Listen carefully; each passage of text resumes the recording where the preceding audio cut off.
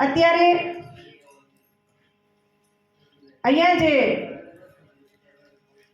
મહંત હતા એ જ્યારે એમનું શરીર છૂટી ગયું, એ જ્યારે બ્રહ્મનિષ્ઠ થયા અને ત્યાર પછી આપ ગામ લોકોનો ખૂબ મોટો સિંહ ફાળો છે કે આવા સરસ આશ્રમનું જતન કરીને અત્યાર સુધી આપ સૌએ સાચવી રાખ્યો છે. પણ આશ્રમ હંમેશા સંતો વગર અધૂરા હોય છે.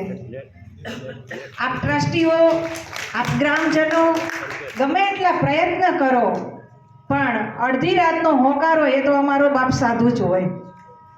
તો આપ સૌનો પણ ખૂબ પ્રયત્ન સારો હતો અને આપ પણ ખૂબ જ સદભાગી છો કે આવા એક કર્મનિષ્ઠ સંત આપના આંગણે પધાર્યા છે. એટલે આજથી બાપુની જવાબદારી તો બેવડી બને છે, પણ સાથે સાથે આપની પણ જવાબદારી છે કે આવા સંતને અહીંયા ગાદીપતિ તરીકે સાચવી રાખવા, સંતોના શરણોમાં જવાય, આવા સંતોનું સાનિધ્ય પ્રાપ્ત કરાય, આવા સંતોની પાસે બેસીને સત્સંગ કરાય. પણ ગ્રામજનોએ એક ખાસ વાતનું યાદ રાખવું કે સાધુ જે મૂકીને આવ્યા છે એને વારંવાર આપણે યાદ ન કરીએ પછી, કારણ કે એક ત્યાગી છે, એક વૈરાગી છે અને એને એ બધું કરવું હતું તો એના ઘરે બરાબર હતા.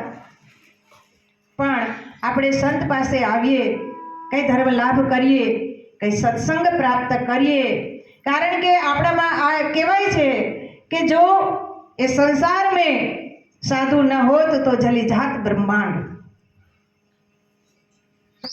આ બધા સંતો છે ને એ બધા જ આભના ટેકા છે અને એટલા માટે જ સાધુ છે એ હંમેશા સમાજની ચિંતા કરતો વર્ગ છે. આખા સમાજની જો કોઈ ચિંતા કરતા હોય તો એ સાધુ, અને એમાંય બાપ સનાતની સંત.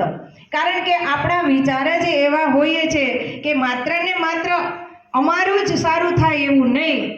આપણો ઈષ્ટ દેવાધિદેવ મહાદેવ છે અને એનું બીજું નામ છે કલ્યાણ.